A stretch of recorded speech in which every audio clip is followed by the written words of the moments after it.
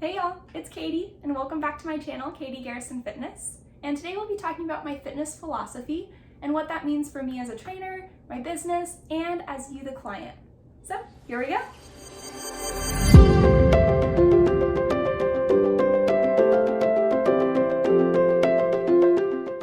So there are a lot of ways we can define a fitness philosophy, but today I've chosen to use an article by the American Council on Exercise, or ACE for short, and use their definition of fitness philosophies so that I can go through bullet point by bullet point and explain to you what mine is. So I'm gonna go ahead and use my laptop because I don't wanna get the wording wrong, especially with quotes. So here we go. An ACE article by Christian Everson defines it as, the first bullet point is your method for teaching, coaching, and motivating others. And here's my fitness philosophy on that first bullet point. I use incremental and progressive training combined with various learning methods and motivational techniques to educate clients while encouraging healthy decisions and lifestyle changes as the client is ready. So I'm going to go through and break that down a little bit too and tell y'all what each point means. First off, we have progressive training. So progressive training harkens back to an exercise principle called progressive overload.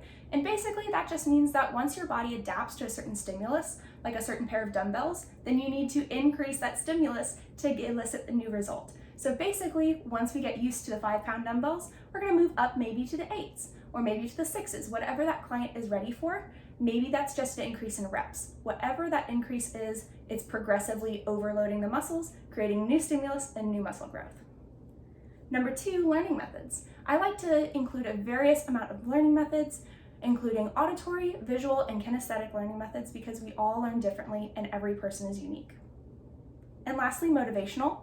Number 1, I can only provide so much motivation and only so many, you've got this, good job, keep it coming, cues, and that motivation has to come from within each client. So I try to find that client's internal motivation as we go throughout our sessions, whether that is that client is really motivated to walk the stairs up to work without getting winded, or maybe it's to play with their children or their grandchildren without getting winded.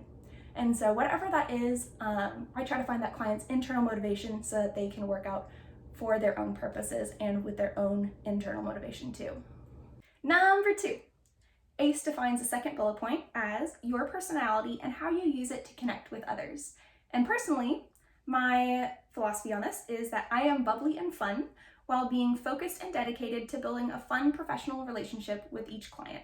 So what that means for me is that I love to bring laughter into each workout session, because if a workout is more fun and if my client looks forward to seeing me on Zoom or in the gym, then they're more likely to come back and they're more likely to enjoy each workout. Because working out for most people is not super fun.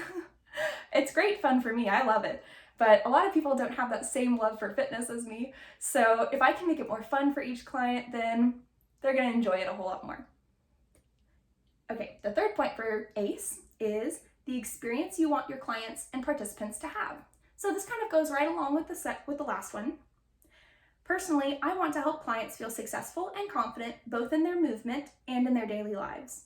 I respect each individual and am understanding of each of their unique needs. So what that means is, number 1, first and foremost, I want each of my clients to start feeling successful and confident, both in themselves and in their daily lives. So successful and confident, we do that through progressive overload, making them feel confident at each weight that they achieve, and making sure that they are confident in their movement patterns by establishing those movement patterns up front so that we can build and learn from there.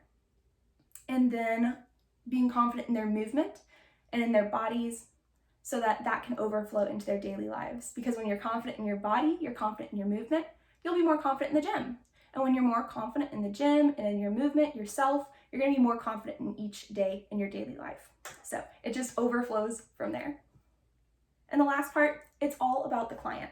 So for me, each one of my sessions, it's tailored specifically to each of my clients and everything I know about their needs, what they would like out of each session, their personalities, everything like that. It's all about each client.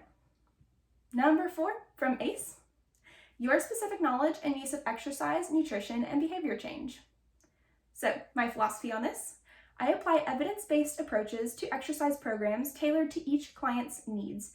I seek out opportunities for continuing education and stay up to date with the latest scientific research. So, the exercise principles applied above to my training programs, like I talked about with motivation, with progressive overload, things like that, I apply those to each specific client as I create their programs. And then continuing education, I seek out opportunities for this throughout the year. Most of the time, this year I wasn't able to go, but most years I'll go to our Texas ACSM conference, and that's usually in the spring. And then throughout the year I do different continuing education courses. Currently I am reading this book right here on foam rolling. It is a fantastic read. I would thoroughly recommend it to any fitness professionals or just foam rolling enthusiasts out there. I think it's a fantastic read on the science and principles behind it. Here, I'll bring it up for you to show you. It's The Complete Guide to Foam Rolling by Kyle Stull. It's a really great book. I'll link it below. And I also stay up to date on the scientific research by reading different scientific journals that's come out, as well as weekly emails from my certification company, ACSM. So that's my fitness philosophy and what I believe basically in a nutshell. And all of that kind of compresses down to the fact that I want to give my clients the best education and experience in each session that I can while giving them a fantastic workout.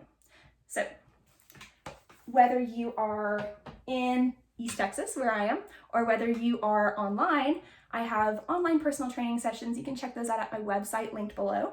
I also have a monthly newsletter that I send out every month called Fit Tips with Katie, which talks about different health topics, different fitness philosophies. This video is on fitness philosophies, but different principles in exercise and fitness. We've had different muscle group series. We've had series on different forming healthy habits, things like that. So go ahead and subscribe below. I'm gonna have that down there as well. And in the comments, as you can kind of tell, my decor in here, it's fall finally, yay! So go ahead and comment below whether you're team spooky or team spice, and go ahead and leave me some of your fall favorites, whether that's a playlist or whether that's a recipe, anything like that. Just what's your favorite aspects of fall, and I'll go ahead and tell you mine. My favorite aspect of fall is definitely not the pumpkin spice. I am not a pumpkin spice fan, but I love those cute little ghosts that just have like the little outline, kind of like a little Pac-Man almost. But I love those little decorations. They're so cute. Shout out to my sister. She has a ton of those all around their house, and they are just the cutest thing. I aspire to be her. She's awesome. Anywho, that's me. Don't forget to subscribe to my channel below if you like this video, and don't forget to go down there and subscribe to my monthly emails, Fit Tips with Katie, as well. And have a great day. Thanks for watching. Bye.